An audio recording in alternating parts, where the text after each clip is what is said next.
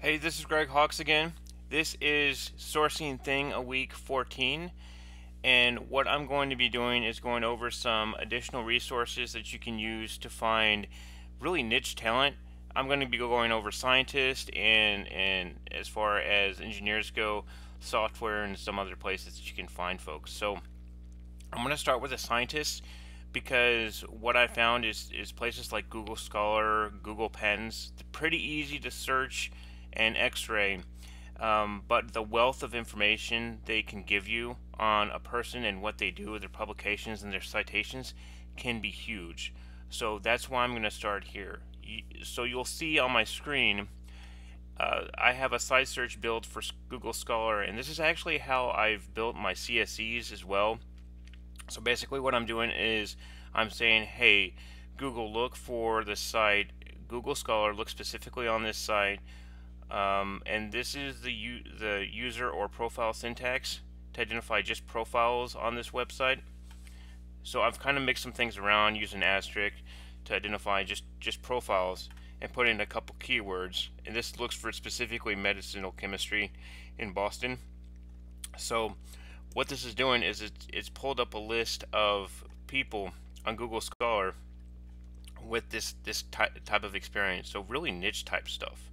So I'm gonna go. I'm gonna go here, and honestly, 90 to 95% of everybody I've found on Google Scholar, I've been able to find on LinkedIn. So I mean that's one point of contact that you can cross-reference. But what you see here is look at all this stuff. I mean, there's mass spec on here. There's glycan database. I mean, there's all kinds of stuff, and these are all articles that they've written. These are academic publications. So much more information on this stuff, on this person, and you've got the year that it was published. You've got the number it's been cited by. I just pulled up a person not too long ago and that it had 400 something citations. So that tells me that that person is definitely somebody who's a leader in this field, somebody who who I want to talk to, and you can actually just click on here and you can find the whole team of authors. So I mean that's huge because now you have a whole team of people and names and the article that they wrote and more information about them. So I mean that's huge. And so let's just try to look this person up on LinkedIn, or you can just straight Google them a lot of times and find more information because a lot of these folks are on faculty directories and things like that. So let me see. Let me just see if this person's on LinkedIn. And look, that's probably him. Maybe not.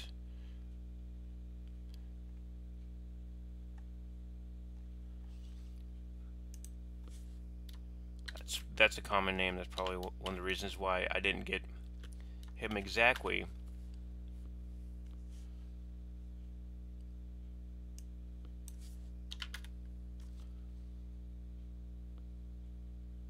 But look, he's on ResearchGate. He's got some white pages. I mean, he's probably one of the 5% that's not on LinkedIn, but pretty sure I can find more information on this guy. So, again, you have to do some more research on it. Let me see if we can find this next person. The person in the second one down the list.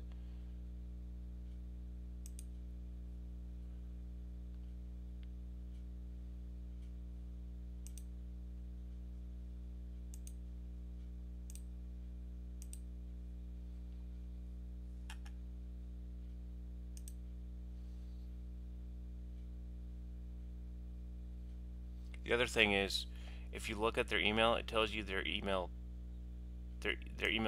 suffix. So you can pretty much guess their emails if you're not sure.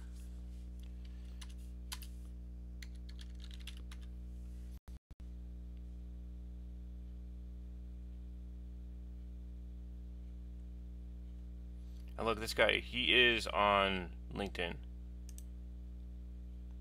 And I just did a straight name search. So those are actually those are two great examples because you're gonna find people that may not be on LinkedIn, but they might be somewhere else. So Yeah. So I mean, drug discovery. Yeah, that's definitely the guy that was on Google Scholar. And look, I mean, much on his profile, but he's got all these publications here on LinkedIn that might be missed by some of their algorithms and things like that. So I mean, this is huge. Look at all this stuff. That's crazy. Same deal with Google Scholar. I mean, not Google Scholar, Google Patents.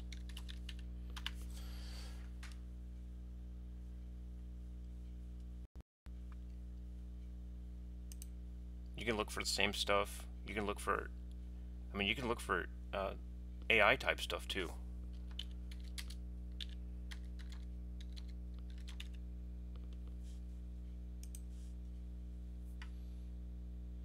Now look at this.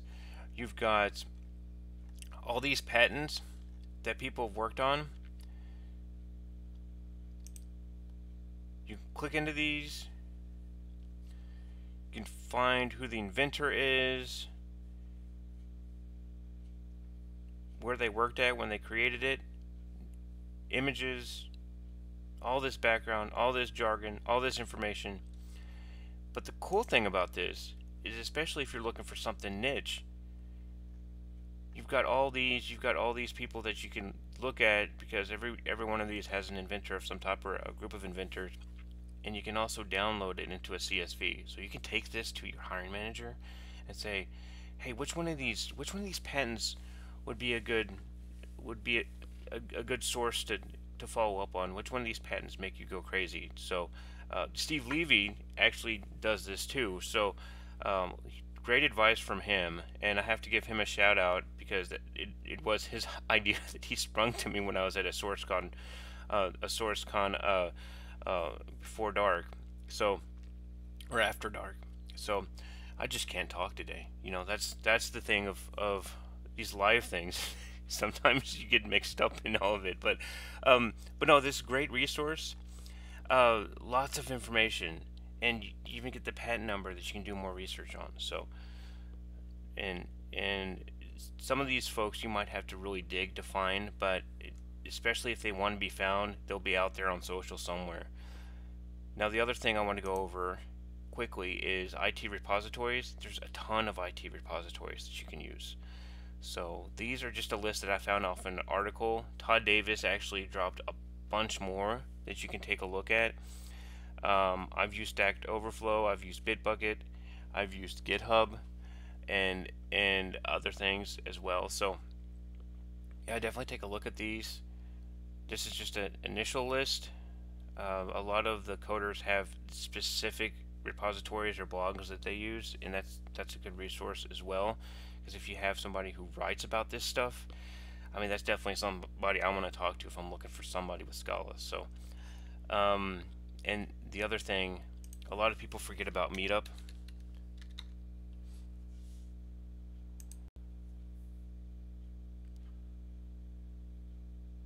But Meetup's a great resource as well. And a lot of times you can join these groups. Like, I'm part of these Scala groups because I was looking for Scala engineers.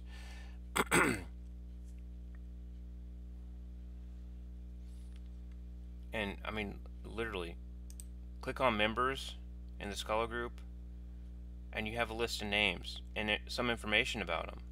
So, I mean, I've even set up with Zapier a way to auto pipeline new joiners to this group. So anybody who joins this group and two other groups gets automatically loaded into a Google spreadsheet. But that might be a story for another time. And you can even, I mean, you can even look for people. So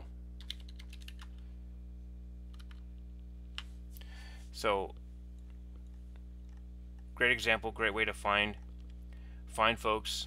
You can see me. I'm a member of this, so I can look through the members list. But you can join. I mean, you can join any meetup group a lot of times, and find some of the members. And I wouldn't say blast these folks by any means, but I would really reach out to them and see what they're looking for, because it's a great way to network. It's a great way to find events if you're local to that area to show up at and be part of, and you know, so you don't need to geo-track everything all the time. Sometimes you just need to find something that's happening in the area. So, but these are all great resources. I mean, just really think about where these people live and what they do, and you can find a wealth of information. So these are just a couple of the places that I go that have been really helpful to me. So I know there's a lot more. So I know there's a lot of people freaking out about the GitHub acquisition and all that stuff. But I mean, there's always going to be different resources. There's always going to be a different way to find people. And as social media keeps rising and there's more sites out there, there's more blogs. I mean, there's going to be more ways to find people, and we just might have to get more creative about this stuff. But hopefully this helps. So please subscribe and share. Thanks for watching. And if you like what you see, yeah, please subscribe and share this so we can help out as many members of the sourcing community as possible. Thanks.